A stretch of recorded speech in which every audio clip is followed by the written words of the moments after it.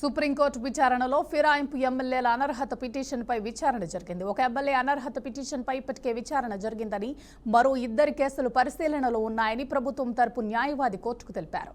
Municipal ఎన్నికల షెడ్యూల్ను దృష్టిలో పెట్టుకుని గడువు పొడిగించాలని రాష్ట్రం విజ్ఞప్తి చేసింది. అయితే 3 వారాల్లోగా స్పీకర్ తుది నిర్ణయం ప్రకటించకపోతే కోర్టు ధిక్కరణగా పరిగణించాల్సి వస్తుందని సుప్రీంకోర్టు హెచ్చరించింది.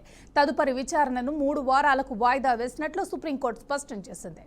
ఈ అంశానికి సంబంధించి పూర్తి సమాచారాన్ని మా ప్రతినిధి రామకృష్ణ అందిస్తారు.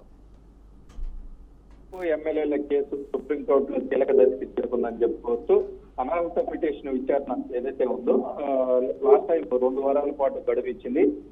గడువు కూడా ముగియడంతో ఈ రోజు బెంచ్ పైకి వచ్చిందని తెలుసుకోవచ్చు. దానికి సంబంధించి ఏదైతే ప్రభుత్వం కూడా మున్సిపల్ ఎన్నికల షెడ్యూల్ ఉంది. సో దాని తర్వాత ఏదైతే ఇప్పటి వరకే 3 ఎమ్మెల్యేలకు సంబంధించి కూడా విచారణ పూర్తి అవ్వాల్సింది. దానిలో ఒక ఎమ్మెల్యేది కూడా క్లీన్ చిట్ ఇవ్వడం జరిగింది. మిగతా ఎమ్మెల్యేలది కొంత మున్సిపల్ ఎలక్షన్స్ ఉన్నాయి, కొంత బిజీగా ఉన్నాం. ఒక 3 వారాల పాటు గడువు ఇవ్వాలి అని సుప్రీంకోర్టుని ఏదైతే స్పీకర్ కార్యాలయం కోరిన నేపథ్యంలో దానికి సంబంధించి కూడా వెంటనే త్వరితగతిన పూర్తి చేయాలి అని చెప్పేసి సుప్రీంకోర్టు 3 వారాల పాటు కోర్టును దీనికి సంబంధించి కూడా గడువు ఇవ్వడం జరిగింది. సో మొత్తం మీద చూసుకున్నట్లయితే ఏదైతే కడియం శ్రీహరి, దాన నాగేంద్ర వీళ్ళిద్దరికి కూడా ఫిరాయింపులు ఎమ్మెల్యేలు ఏదైతే 10 మంది ఉన్నారో ఇప్పటి వరకు 8 మందికి సంబంధించి విచారణ పూర్తయింది. ఇంకా 2 మాత్రం పెండింగ్ లో ఉంది. సో ఈ వీళ్ళిద్దరికి కూడా 3 వారాలు గడువు ఇస్తాం.